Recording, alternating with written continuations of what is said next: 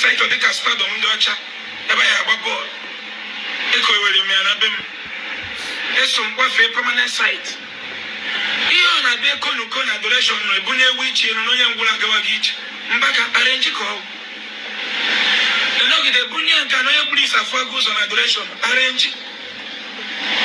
And I know the only thing that I am keep the same mother I forget him, you don't have me fire. You know, on a pattern on car. And a pattern of the day, a bunya witch, Nangulagawagich, in on a car. You were just saying about the gateway. Yes, and we give them what they have, Mamma Tonagi.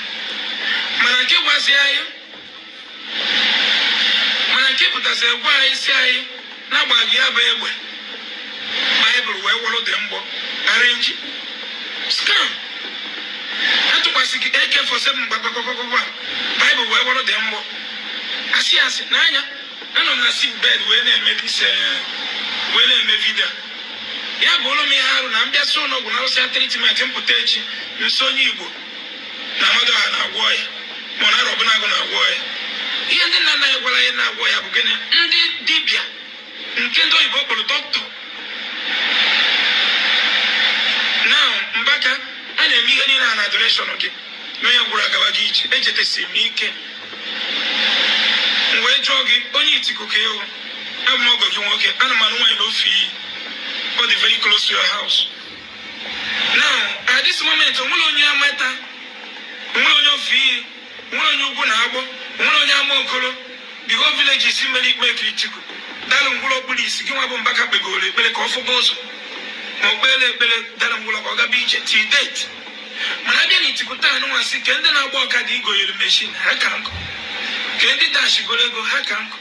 That is reality. They back and choke. I know. I could see the sea when they buy. I was saying, even with you, I'm a moyen. Evangelist, my baby, my virgin. Of Charancha, Mechahancha, virgin. Amaro mine. Oh, I'm a Kelawa. Malona Kako one. And these are why you know, get that. The enemy boji bring a brainwashing the name of Christianity.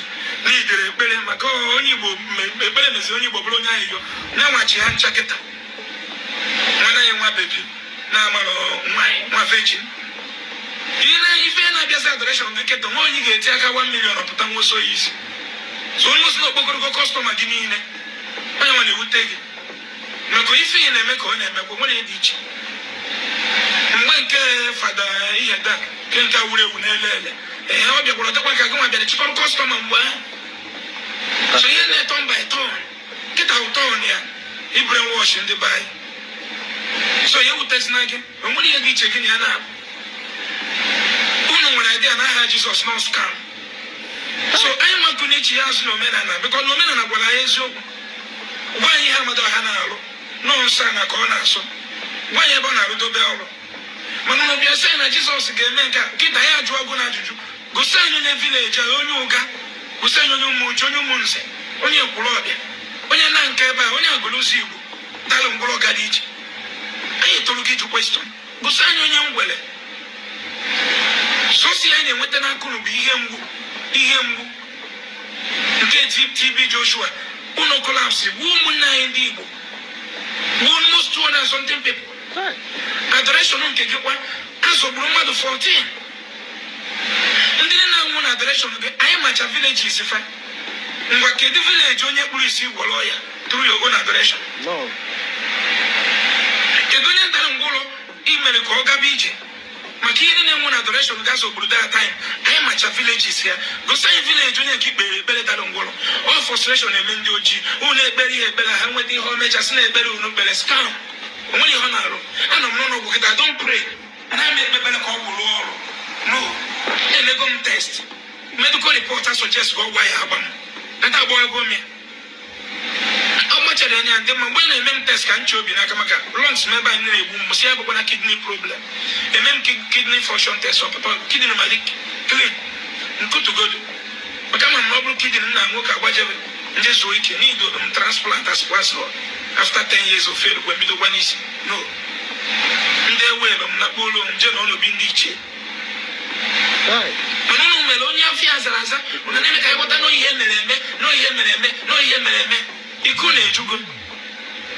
Now na nke nwanne anyị nwoke nke nọ n'uke azaman nke ji azaman ma lokịta onwe akaụntụ nọmba onwe fọrọ onwe m akaụntụ dị Canada ma US ma London ma Norway azaman ka eji mara ya kịta Reverend Father azaman nke nọ n'uke na-agbawo ka nkịta mgbe azọgbu mmadụ na adoration nke azọgbu mmadụ 18 so pains ka anyị na-enweta from unu mmadụ 18 na-anwụ na nke amasị ebe na ife ncha villages fa ngwa kedu ndị ọnụ gwogolo ya na anyị chọkwara ifu village fa ife na-enwe na nke TB Joshua amacha village fa unu bụ ụmụ Igbo ebere unu na-eme elu unu ihe ndị ụka megwagbo na maka nsi funu n'anya tụrụ Igbo love themselves mmerụ ndị ụka egbugo ndị mmadụ karịa Boko Haram free ndị fada niile ha ncha modras ndị ogbu mmadụ enweghị Jesus anywhere to heal your disease to solve your problem ọ bụla mmadụ asọvụrụ gị nakwa you know, problem ọbụla and marụkwa n'ụta nsị n'ụlọ n'ọgwụ kịta n'ebe n'anya enwere level sickness a na-etriti dobe na Nigeria. Okwu nwere idea Nigeria nwere level of sickness a yi emedobe ị nwere ene nke karịa nke mmadụ onye n'ime anyị ji ege fly out ọ bụrụ na isi na community na country bụ na-enwere level sickness a ga-agwọtanwu na ọ bụrụ na ọ gafee oruru ya n'otu anọ iwu ga-eje control ọzọ ka m gwa gị ibe useless human being. I ain't telling you very useless. I am useless man die useless be when you hear me. Yeah, but chaff people that can die at any moment. I'm a coach who tell I woman I know but do you book. How many job do you bro miracle? I know why nearly 3 times in a day. I just do what you wanted the money. Get the guy can see you night to my guy put it to Muna and they handed down through the Indian Sirike. I'm a guy to be doing an abuse, so I don't walk. Oh yeah, we see me. We see at the time of young youth in Abambi. When you're going to move, when you're raw school, poor people are now. Raw hospital, one blast is everywhere. Go to Awada, the Ketasana Bishop, when you see, sit I street Awada in the Kangwa years ago. Yard to yard gave it to Ego. Yard and can face to face at Tuego. At I had also. Who can we very big role to play in our life, our better man? Because now frustration in a new ego. My and more year I don't know. So again, when I work at the modern arrangement, I work it up. One of the highest arrangement. When Africa, I work every black man will do so. I was just letting Doka. How am I solving your problem? So you know, men and abuse is open and they might solve our problem practical, physical. One poison or bona. Madunyagi head acidic, and I hear the poisonous in one I can big lungs or kidney, bleed when now. When one poison mother and your mother, I had 3 days, 4 days, 1 week, 1 month, or brought poison brought that. Up by this as I check any with heart failure, check any with kidney problem, check your other medical things, name up and mother Sasa. I woke up to 6,000 people, or you want to go to Jeruna was not free enemy. I was a staunch Christian before Mugu. I am also Fagus. Mbakan my adoration of Gumba, Ula Jabuaka come now.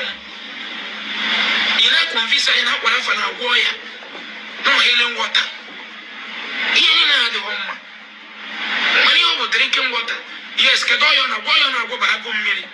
Mmiri na go gi mo ya nka na. Ono chabu fi. So bo maka no na customer na ewute snage. Na isokwu eme. Kama na pata ni nke agada chizoko.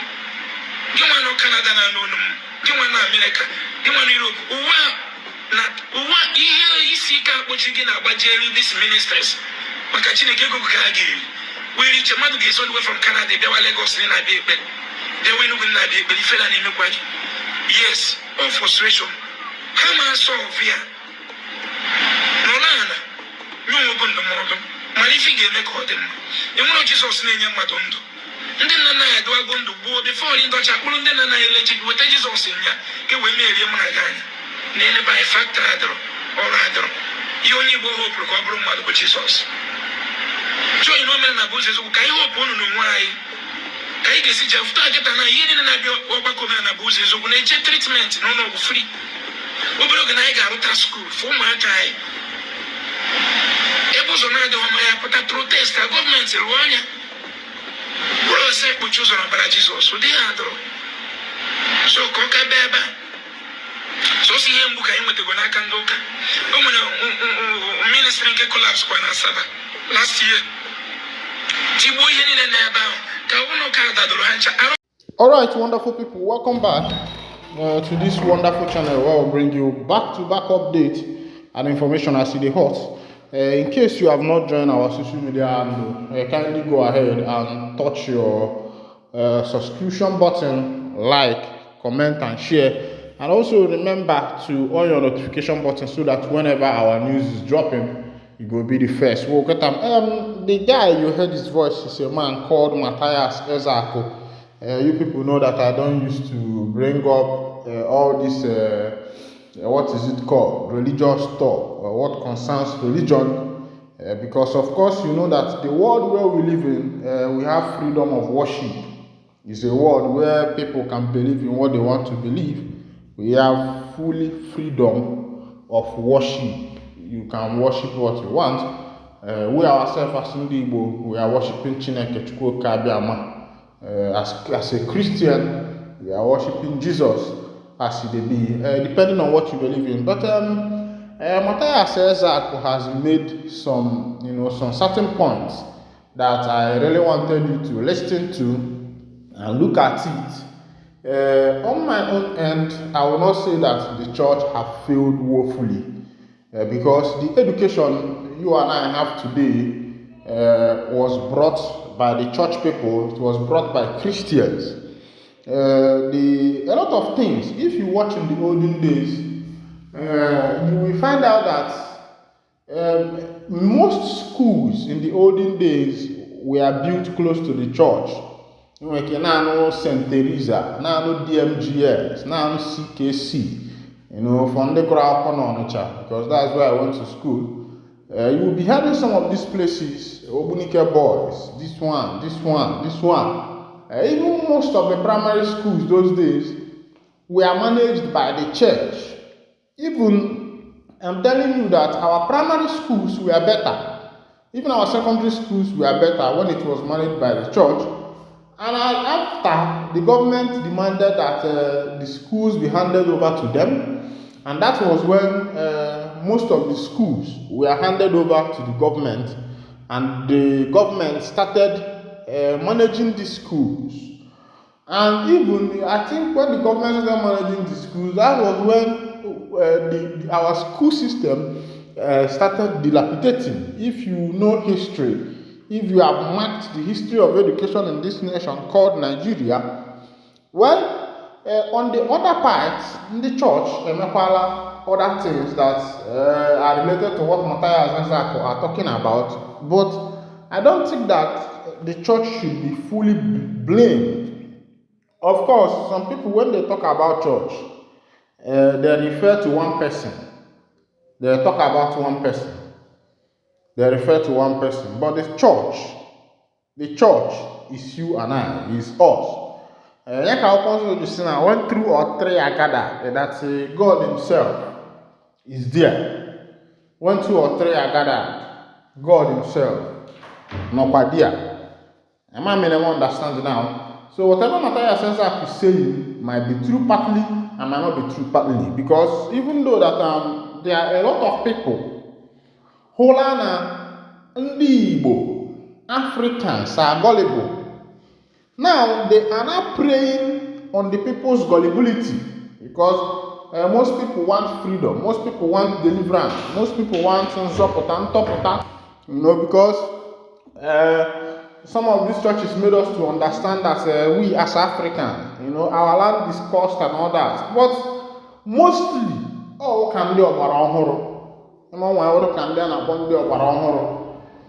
were the one that brought about all these things. Kemekwa Holy Ghost fire, Kemekwa family cleaning, Kemekwa deliverance, Kemekwa cleansing, all those things. And people started seeing that, a lot of people are gullible and they are preying on them.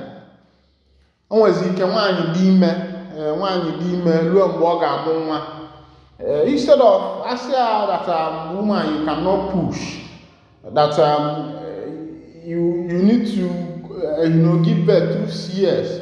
Even though that some doctors are even taking advantage of that because of the money that comes with that CS, they subject people to that. But aside that, if you go to some good hospitals, and then we have you find that if a woman cannot push, she will be subjected to CS, to have a CS. You will be subjected to have a CS, and through that, you will still have your delivery.